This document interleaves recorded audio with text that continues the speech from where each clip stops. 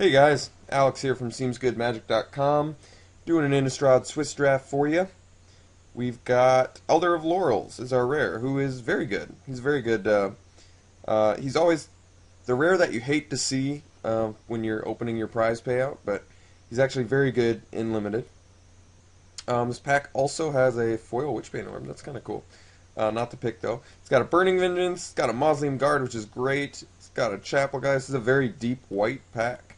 A lot of solid white picks. It's also got Travel Prep, so that's a sweet pick. I definitely feel like other people are going to be going green-white just based on this pack. There's so many good white picks. So, that being said, I'm definitely going to pick Elder of Laurels, but I don't necessarily need to go green-white since this is such a white-heavy pack, but who knows? We'll see where we go from here. Yeah, this guy's good. This guy's really cool. Really a tough card to deal with. I think Avacyn's Pilgrim is a perfectly legitimate follow-up to the Elder. Moorland Haunt is very good too, but Pilgrim will allow us to not only get a second turn Elder, but get more value out of Elder's ability. So Pilgrims and Elder of Laurels just love each other. I'm pretty sure that is like just a great combination right there. So yeah, we'll pick up a Pilgrim.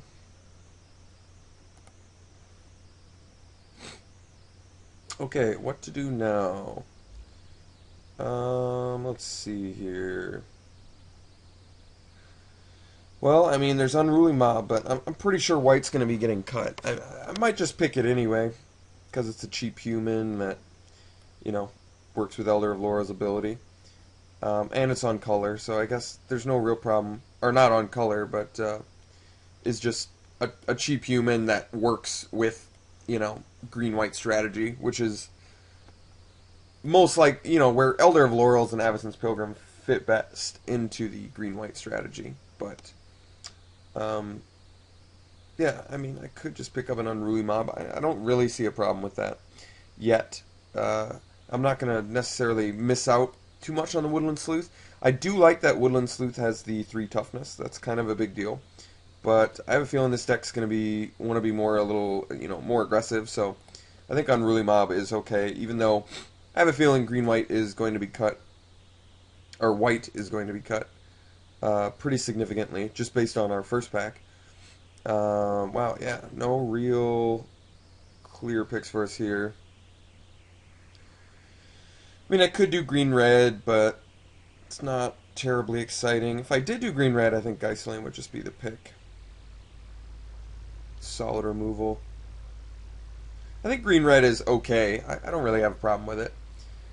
I don't really do a lot of green-black, so I guess I don't know about that, but yeah, I mean, I could pick the Geistflame. It's either the Geistflame or the Vil Giantsmith. I'd pick the Geistflame. I just would want the removal if I'm gonna move into red a little bit here. I don't really feel like picking up the Pure Blood.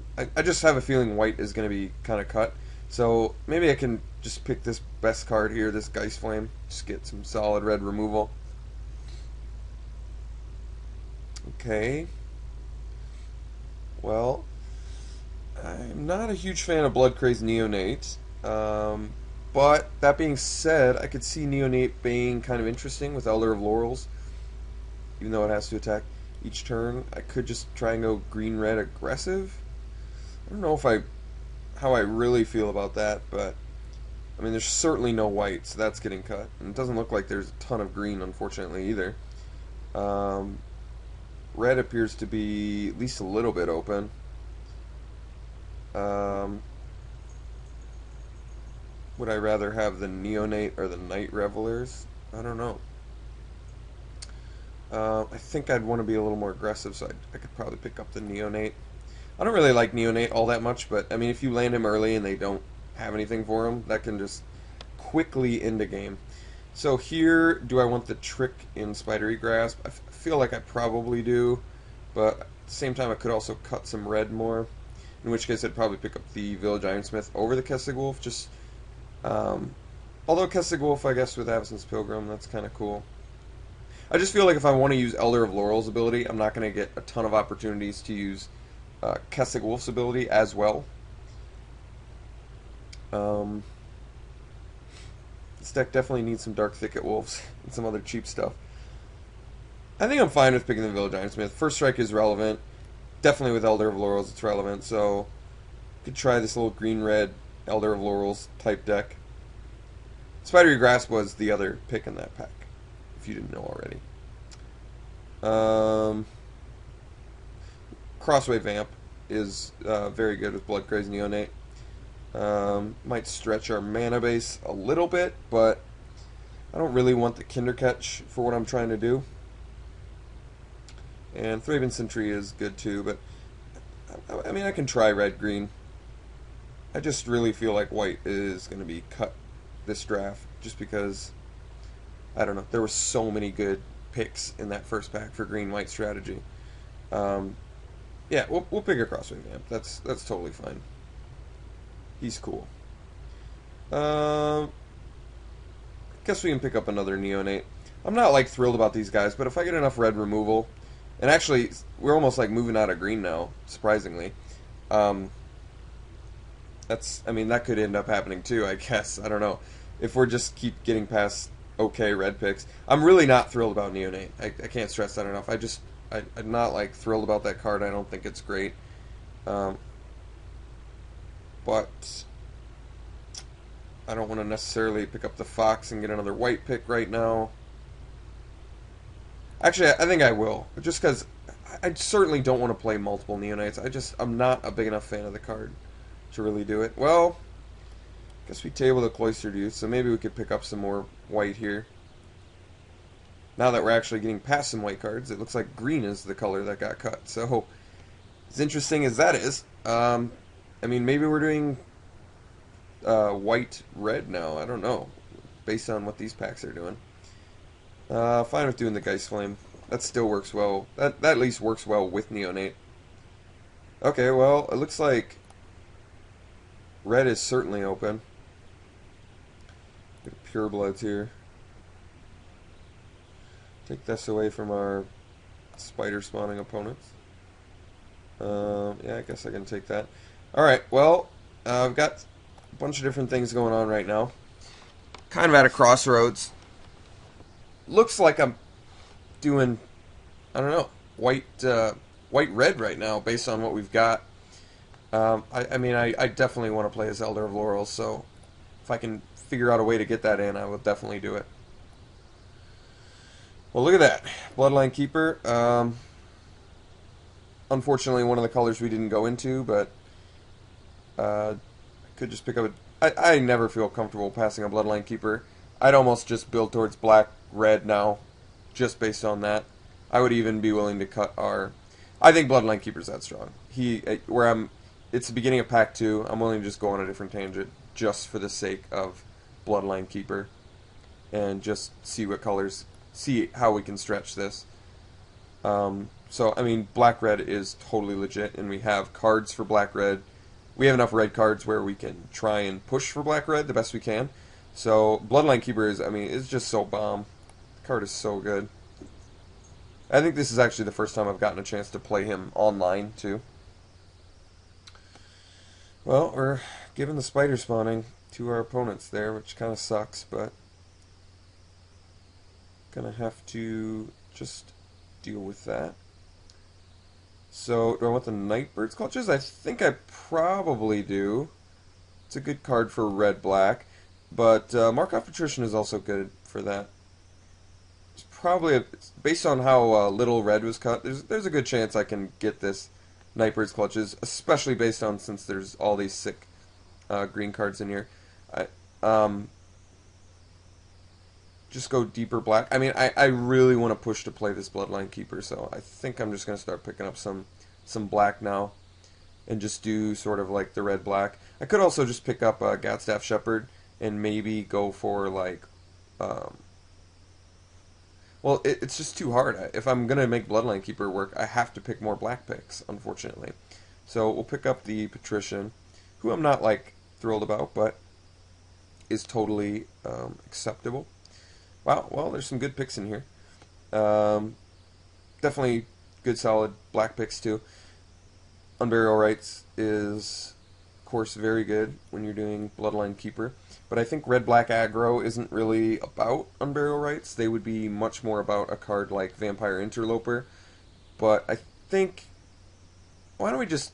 I'm going to hide the white now. I just want to sort of... If I'm making this black-red thing work, I kind of want to just get a better idea of where I'm at. So for now, I think I'm just going to hide... You could actually splash for Elder of Laurels, too. I might... I would actually consider doing that. He's super strong, especially even in black-red, when... Because you're pumping out a bunch of cheap creatures and annoying your opponent at every opportunity. So if I'm going to do this, if I'm going to make this black-red work, I'm going to need some more creatures. I think I actually like the Screeching Bat more than the Interloper. Interloper comes down faster, but Screeching Bat has the potential to be a kill con later, so I'm going to pick that. Well, red-black, I mean, they can make Bump in the Night work, absolutely. But would I rather do that than a Geist Flame? I don't think so. I'd probably like to just do... Well, I guess Geist Catcher's Rig too, but red-black, you know, aggro is much more land early guys and just kill you with them. So I believe that the Geist Flame is going to be the pick for us. Bump in the Night can just end the game though, but I think Geist Flame is awesome. Just solid removal spell. Rage Thrower is very, very good for this strategy. This is the finisher that we're sort of looking for. Wow, another Unburial Rites? That's kind of cool. I mean, Unburial Rites is fine, but I just don't feel like that's what this deck wants to do. Like, Unburial Rites is for the deck that's sort of stalling out your opponent, and then you just win through value late game. You're like, okay, now I'm, you know, rezzing my Morkrut Banshee and killing that. And then I don't care if my Banshee dies again, I'll just res it again and kill some more things. So that's more the strategy for Unburial Rites. The strategy we're going for is just beat face as fast as possible, so I think Rage Thrower fits into that a little bit better. Could pick the Shimmering Grotto, really helps splash for that Elder of Laurels. But do I want that over the Tormented Pariah? I think I actually need to pick up some more creatures here. Walking Corpse is a cheaper one. Not the most exciting pick, but we are absolutely going to need some cheaper creatures. We only have two drops right now. It's kind of motivating me to pick it over the Tormented Pariah here. But Walking Corpse is just not a very exciting pick. Shimmering Grotto would open us up for our Elder of Laurels, but can also set us behind maybe. Believe I'm just going to pick the Walking Corpse only because it's a cheap creature, and if I want to make this deck work, I need to absolutely make sure that I've got enough. To do it. So, wow.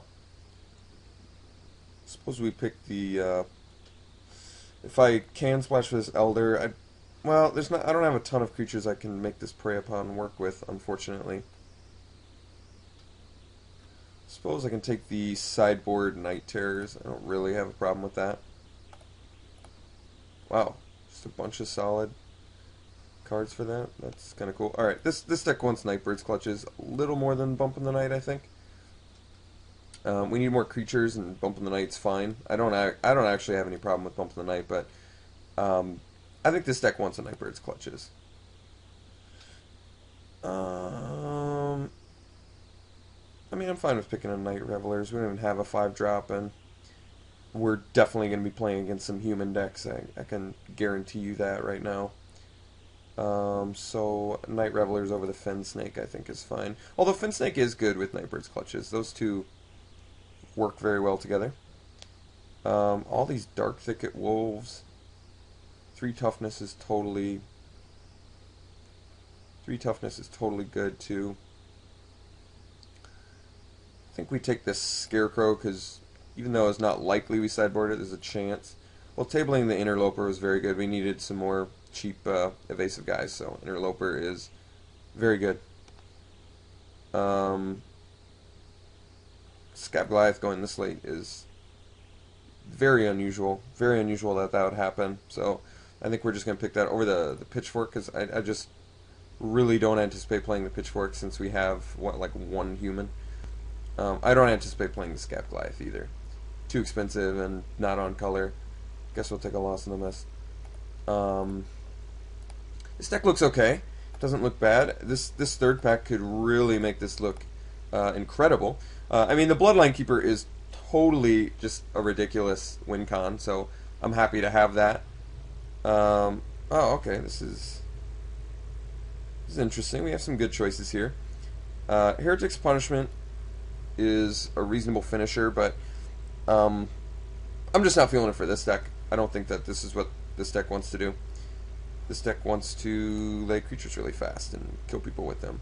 So I think Rakeshare is the pick for us. We have enough. How many Vamps we got? We got the Neonate, we've got the Interloper, we've got the Patrician, Double Cross. Yeah, I mean, and this, and that. We have more than enough Vamps to run this Rakeshare with some degree of success, I anticipate. So Rakeshare is totally fine. These are solid white picks, so I anticipate very tough competition in green-white. Rakeshare is fine, though. You know, Tribute, usually not great, but actually works pretty well with Geist Flame, I would say. Being able to kill their early guys and then get the removal, tribute them out. Probably want some more early creatures, though, if I'm going to be aggressive. Especially with these double crossway Vamps. I just want to make sure that I can make that work. Corpse Lunge is decent, but I guess we have some reasonably powered guys. Yeah, Corpse Lunge would be pretty good with that. Don't have it. This deck would really like to have a Victim of Night, but Village Ironsmith's not the greatest in this deck, only because we're playing creatures every turn, so there's not a good chance that we're flipping them. And that's kind of the unfortunate part about him. Stromkirk Patrol's fine too, but I think I'm actually just gonna grab up the Tribute. I could really see a turn 2 Neonate and they drop their turn 3 sick creature and then we can just kill it. So I would very much like to do that. Man, Styncia Bloodhall is gonna be on color, but is it terribly exciting? Not really. I mean, that's just if the game is stalled out. That's probably okay. Shimmering Grotto would help fix this. Bump in the Night gives us a little more reach. We might want to start picking up a Bump in the Night now, just to give us a little more reach. I don't really see that being all that bad. Styncia Bloodhall is a rare land that deals damage, though. I think Bump in the Night's probably, in this kind of format, Bump in the Night's just going to be faster. The Elder of Laurels is looking like it's a little more difficult to splash. I mean, if I pick up the Shimmering Grotto, it would make it much easier. I'd pretty much do this in like one forest. But maybe I don't want to mess with my mana base either. In which case, the Bump in the Night is probably the pick. Yeah, let's just pick the Bump in the Night. Pretty sure we're just picking the Banshee here. It's an awesome card. We're definitely doing Wars of Attrition. Yeah, Banshee or Ridgewolf. I guess Ridgewolf's fine too. But I think the Banshee is just significantly stronger, so through removal, it's a huge beater, so we'll pick him. This deck looks pretty good. Probably have enough Vamps to do Vampiric Fury, but this looks like a kind of deck that could actually make Furor of the Bitten work with like Blood Crazed Neonate. Definitely, I don't think this is a Disciple of Gristlebrand deck. I'm not convinced yet it's a Demon Mail Halberg. We only have this for like token producer, so that's not great either. Vampiric Fury, do we have enough Vamps to do that? We probably do. I could see this being a sweet trick with the sheer amount of Vamps that we have, and probably I value it a little more than Furor of the Bitten, so I guess I'll take a Vampiric Fury. Here I'll take another Neonate. I think that's fine now. Triple Geist Flame plus Tribute to Hunger. We have pretty good plus Vampiric Fury. We have pretty good backup for our Blood Crazed Neonate now. We have enough protection to pick it here and have it be good. Reckless Waif is certainly a card that is annoying for an opponent to deal with. Rage Thrower is another finisher, though. Getting 2 of those might be the best idea, but I think as many low drops as we can is going to be important. Riot Devil is actually going to be pretty good, but Double Crossway. Yeah, we've got plenty of stuff for this to make this turn 1 Reckless Wave be ridiculous. So we're going the Super Mega Aggro route. Pharaoh Ridgewolf's actually very good for this deck. I like that card a lot. Here we'll just sort of could take the Mulch for the Spider Spawning deck, but I think I just actually want to take this Voiceless Spirit away from our opponents, only because we have double Neonate, which we're going to be running now. So take that away from our opponents is probably the best idea. We take the Patrol. I mean, we have enough playables. Is there anything that I want to cut out of this? Why don't we cut the Elder? Now, just this is enough playables. Do I think the Patrol is an upgrade to anything? Not especially. So I think instead I'm going to take the Trick away from our opponents, because Ranger's Guile can be very annoying. Could take the Curse of the Pierced Heart, but would I run 2 Village Ironsmiths? Probably not. This is a fine sideboard card. I mean, this does some extra damage, so it's not like it's bad ever. I think I'm going to take this for sideboard use. Take it from the random mill deck. I don't need any more Nevermores, that's for sure. I don't see playing Disciple. I guess it is Morbid Activation for Moorcraft Banshee, but I'm probably going to need my creatures, so I guess I'll take Ancient Grudge for sideboard use. Wow, double Swamp Pack. Take the foil one. Last pick, Riot Devils? He's better than that, honestly. Riot Devils is much better than... I'm not saying Riot Devils is like a great card, but he is much better than last pick. There's no reason you should let him go last pick. 3 toughness is super relevant in this environment. So I might even end up playing him. I'm going to have to take a look here, but I'll build what I can. Okay, so this is what I built. I decided I'm just going to run 16 lands because this deck is super 1, 2, and 3 drop heavy.